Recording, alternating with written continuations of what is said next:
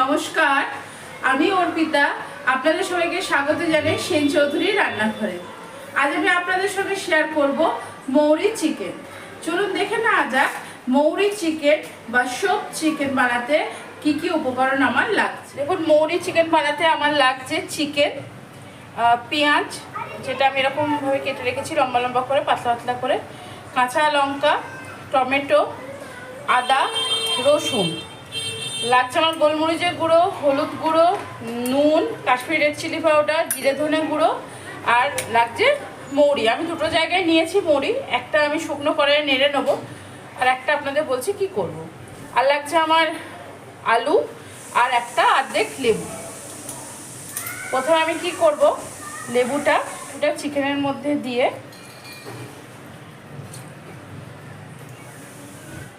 আর একটু নুন দিয়ে চিকেনটাকে আমি ভালো করে মেখে রাখবো। হাত দিয়ে মেখে নিলাম, হাতটা আমার পরিষ্কারই আছে। দেখুন, চিকেনটা আমার মাখা হয়ে গেল। চিকেনটা আমি সাইডে রেখে দেবো। প্রথমে আমি কি করব, এই মৌরিটা শুকনো কড়াইয়ে আমি নেড়ে নেবো। এই মৌরিটা, ছোটো বাটির মৌরিটা আমি শুকনো কড়াইয়ে প্রথমে নেড়ে নেবো। কড়াইটা আমার গরম হয়ে গেছে, এর মধ্যে আমি এই মৌরিটা দিয়ে দিলাম। মৌরিটা দিয়ে ভালো করে নেড়ে নেবো।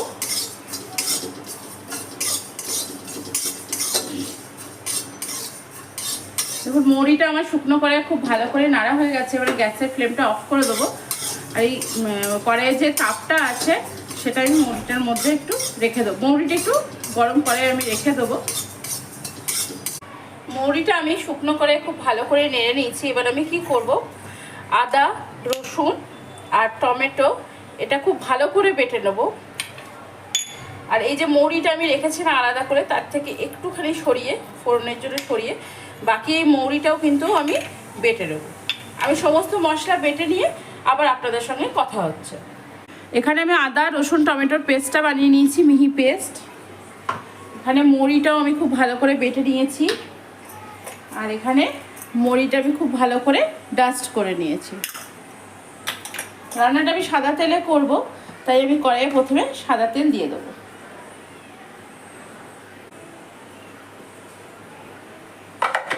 দেখুন, যে মৌরিটা আমি আলাদা করে রেখেছিলাম সেই মৌরিটা এবার আমি তেলে ফোড়ন দিয়ে দিলাম।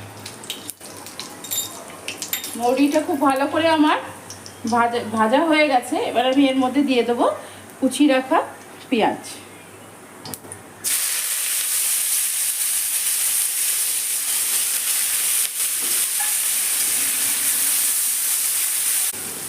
দেখুন, এখানে আমার পেঁয়াজটা হালকা করে ভাজা হয়ে গেছে।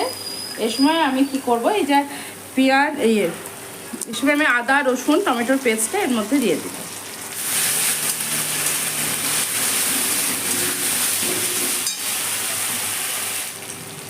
দেখুন, মিক্সি ধোয়া জলটাও আমি দিয়ে দিলাম। খুব ভালো করে কষিয়ে নেব। এখানে আমি আদা, রসুন আর টমেটোর কাঁচা গন্ধটা যাওয়া অবধি অপেক্ষা করব। তার আগে আমি কি করব, এই যে জিরে আর ধনে গুঁড়োটা যেটা রেখেছিলাম, এখানে 2 টেবিল স্পুন মতো জিরে ধনে গুঁড়ো আছে।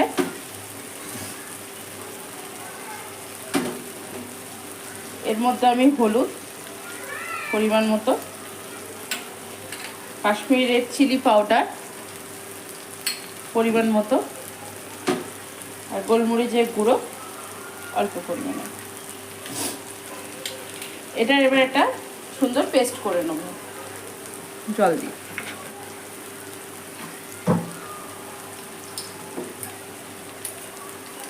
খুব ভালো করে এটা দেখুন গুলিয়ে নিলাম আমি মশলাটা।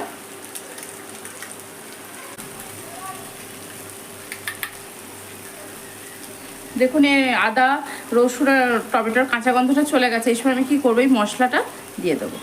জিরে ধনে গুঁড়ো, গোলমরিচের গুঁড়ো, হলুদ আর কাশ্মীরি রেড চিলি পাউডার। বাটিটাতে অল্প একটু, দেখুন বাটিটা ধুয়েও অল্প একটু আমি জল এখানে দিয়ে দিলাম। এবারে এটাকে খুব ভালো করে আমি কষিয়ে নেবো।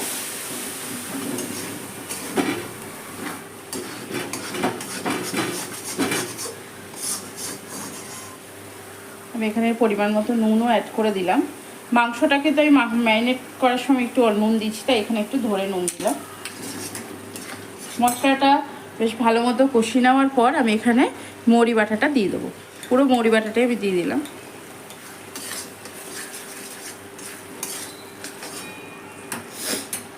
দেখুন মৌরি বাটাটা দেওয়ার পর আমি অল্প নেড়ে দিয়েছি। এই সময় আমি চিকেনটাও অ্যাড করে দিলাম।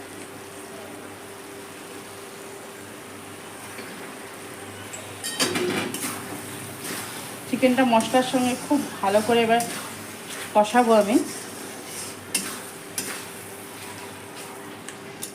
কড়াইটাকে আমি ঢাকা দিয়ে ঢাকা খুলে বেশ কিছুক্ষণ কষাবো। একটু কষিয়ে নিই, তারপর আবার আপনাদের সঙ্গে আমার কথা হচ্ছে।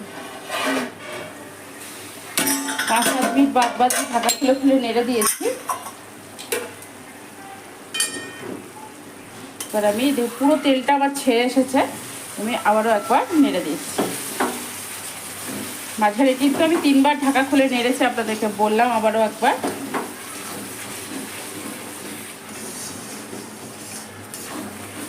এখানে আমি মশলাটা একটু বেশি ব্যবহার করেছি, কারণ এটা আমি ঝোল করবো না, এটা একটু গ্রেভি করবো। এটা গ্রেভি করলেই খেতে ভালো লাগে বেশি। দেখুন চিকেনটা আমার খুব ভালো করে কষানো হয়ে গেছে। এই সময় আমি কি করব, আলুগুলো দিয়ে দেব। আলুগুলো দিয়ে আবারও খুব ভালো করে আমি এটাকে নেড়ে নেব। খুব সুন্দর গন্ধ আসছে, মৌরি বাটাটা দিয়েছি। আবার একবার খুব ভালো করে ঢাকনা না দিয়েই পরে আমি আরেকবার মাংসটা ভালো করে কষিয়ে নিচ্ছি। এই সময় অল্প একটু পরিমাণ মৌরি গুঁড়ো দিলাম, সবটা দিলাম না, ভীষণই অল্প।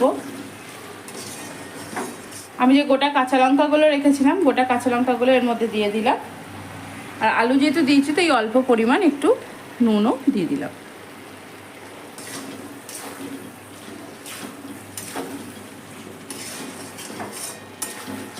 দেখুন আলুটা দিয়েও আমার খুব ভালো করে মাংসটা কষানো হয়ে গেছে, চারিদিক থেকে তেল ছেড়ে এসছে।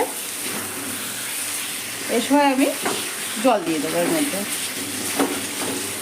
রান্নাটা কিন্তু আমার এখনও কমপ্লিট হয়নি, আর একটু বাকি আছে। দেখুন ভীষণ অল্প পরিমাণে আমি জল দিলাম। চিকেনটা এখন একটু সেদ্ধ হবে, আলুটাও তো সেদ্ধ হবে, ওই জন্য অল্প পরিমাণ জল দিলাম। এবার আমি ঢাকা দিয়ে মাংসটাকে সেদ্ধ হতে দেবো। দেখুন চিকেনটা প্রায় আমি লো মিডিয়াম ফ্লেমে আধা ঘন্টার মতো ফুটিয়েছি। ফোটানোর পর এই যে এই অবস্থা।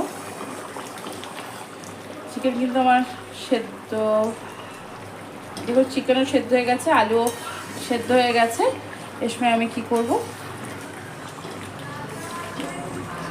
ঠান্ডা হয়ে গেলে গ্রেভিটা কিন্তু আরও বসে যাবে। এই সময় আমি কি করব, যে আমি মৌরি গুঁড়োটা করে রেখেছিলাম সেই পুরো মৌরি গুঁড়োটা এর মধ্যে আমি দিয়ে দেবো।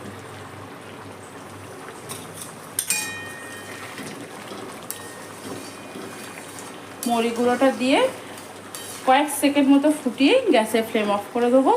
অফ করে দিয়ে এটাকে একটু নেড়ে নিয়ে আমি ঢাকা দিয়ে এটাকে প্রায় 10 মিনিট মতো রেখে দেবো। আর আমার রেডি হয়ে গেল আজকের মৌরি চিকেন। আজ আমি আপনাদের সঙ্গে শেয়ার করলাম মৌরি চিকেন। মৌরি চিকেন কিন্তু ভীষণ সুন্দর খেতে হয়। আর মৌরি চিকেন সব কিছুর সঙ্গে আপনি খেতে পারবেন, ভাত, পোলাও, ফ্রাইড রাইস, রুটি, পরোটা, লুচি, যার সাথে ইচ্ছা আপনি খেতে পারবেন।